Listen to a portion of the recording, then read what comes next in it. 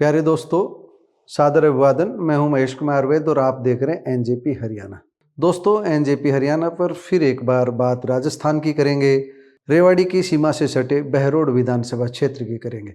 बहरोड विधानसभा क्षेत्र के पूर्व विधायक बलजीत यादव ईडी की हिरासत में हैं। ईडी ने उनकी गिरफ्तारी की हुई है और ईडी की इस गिरफ्तारी को अवैध बताते हुए बलजीत यादव ने इसको कोर्ट में चुनौती दी थी और कोर्ट में याचिका दायर करते हुए अपनी गिरफ्तारी को अवैध बताया था।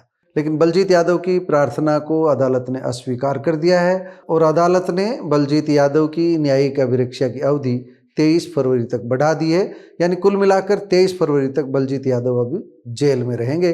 23 फरवरी को फिर मामले की सुनवाई होगी। इसके बाद पता चलेगा कि बलजीत यादव के साथ क्या कुछ होने वाला है। हालांकि कुछ मीडिया रिपोर्ट्स में 28 फरवरी की तारीख बताई गई, लेकिन हमने बलजीत यादव के निकट सहयोगी से बात की और निकट सहयोगी का कहना है कि 23 फरवरी सही तारीख है। 23 फरवरी को ही अब दोबारा से अदालत में इस मामले की सुनवाई होगी।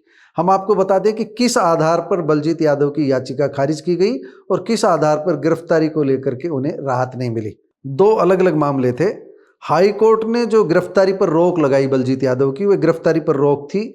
एसीबी ने जो मूल केस दर्ज किया था उसके खिलाफ जो है, एसीबी एंटी करप्शन ब्यूरो ने बलजीत यादव के खिलाफ जो केस दर्ज किया था कई महीने पहले, उस मामले में हाई कोर्ट ने रोक लगाई हुई है। और अब अदालत में ईडी की ओर से जो तर्क दिया गया था वह ये था कि हाई कोर्ट ने केवल एसीबी के केस में गिरफ्तारी पर रोक लगाई हुई है, जबकि ईडी यानी प्रवर्तन निदेशालय बिल्कुल अलग जांच एजेंसी है और यह जांच एजेंसी मनी लॉन्ड्रिंग से जुड़े अपराध में अलग से जांच कर रही है और इसी मामले में उनकी गिरफ्तारी की गई है। बलजीत यादव की गिरफ्तारी की गई, इसलिए ये गिरफ्तारी अवैध नहीं है।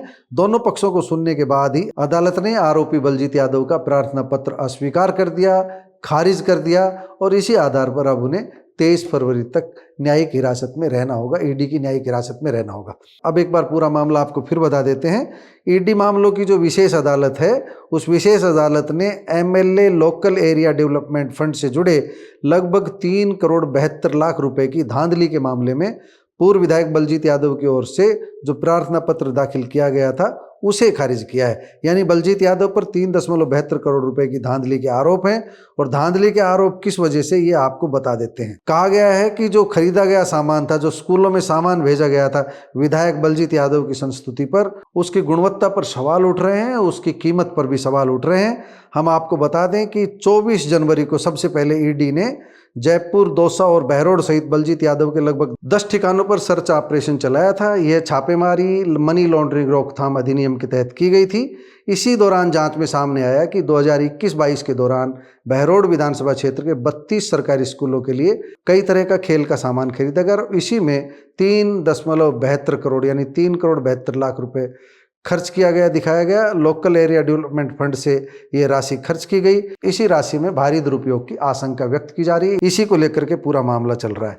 दोस्तों, हम आपको ये बता दें कि बहरोड की राजनीति में बलजीत यादव बनाम जो मौजूदा विधायक है, बलजीत यादव बनाम डॉक्टर जसवंत सिंह चलता रहता है। जसवंत सिंह को नरम दल में माना जाता है, जबकि बलजीत यादव की भाषा गरम दल की है, अक्खड़ मिजाज की भाषा है, अक्खड़ भाषा है, अभद्र शब्दों का इस्तेमाल करते हैं। हालांकि उनकी देखा देखी डॉक्टर जसवंत यादव भी कुछ लूज टॉकिंग जिनको कहते हैं, कुछ हल्के शब्दों का इस्तेमाल करने लग गए। लोकतंत्र में इस तरह के शब्दों की किसी को भी इजाज़त नहीं दी जा सकती। बलजीत यादव की फुहड़ भाषा को लेकर हमारा विरोध रहा है।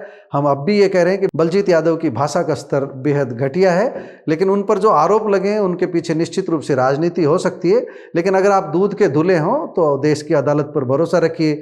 एक अदालत नहीं, इससे ऊपर अदालत है, दूसरी अदालत है, तीसरी अदालत है, सर्वोच्च अदालत है। कहीं ना कहीं निश्चित रूप से आपके दामन पर जो दाग लगाया जा रहा है या दाग लगा हुआ है, उसका दूध का दूध और पानी का पानी अदालत से हो जाएगा। अगर आपने बेईमानी नहीं की है तो बलजीत यादव आपको चिंता की जरूरत नहीं है, और अगर बलजीत यादव आपने बेईमानी की है तो निश्चित रूप से सत्ता भाजपा की है और आपकी गिरफ्तारी के पीछे निश्चित रूप से भारतीय जनता पार्टी के नेताओं का भी कहीं न कहीं हाथ होगा, ऐसी आशंका व्यक्त की जा रही है। हम ये नहीं कह रहे कि आप दोषी हैं, हम ये भी नहीं कह रहे कि आप निर्दोष है, ये देखना तो अदालत का काम है। हम तो सिर्फ यही कह रहे हैं कि फिलहाल मामला ये है कि 23 फरवरी तक आपको जेल में रहना है, बलजीत यादव को जेल में रहना है। 23 फरवरी के बाद फिर इस मामले की सुनवाई होगी। कैसे ऊंट किस करवट बैठेगा ये समय बताएगा, लेकिन फिलहाल ये है कि बलजीत यादव के तर्क अदालत ने खारिज कर दिए हैं। उनकी गिरफ्तारी को लेकर की जो प्रार्थना दी गई थी कि उनकी गिरफ्तारी अवैध है, उसे अदालत ने खारिज कर दिया है। और एसीबी के केस पर जो हाईकोर्ट ने रोक लगाई थी, एसीबी की एफआईआर पर, उससे ईडी के मामले को अलग करके अदालत ने भी देखा है। इसी कारण उनको न्यायिक हिरासत में भेज दिया है 23 फरवरी तक। दोस्तों, आप बलजीत यादव के मामले को लेकर क्या सोचते हैं, कमेंट बॉक्स में जाकर बताइएगा जरूर। नमस्कार, धन्यवाद।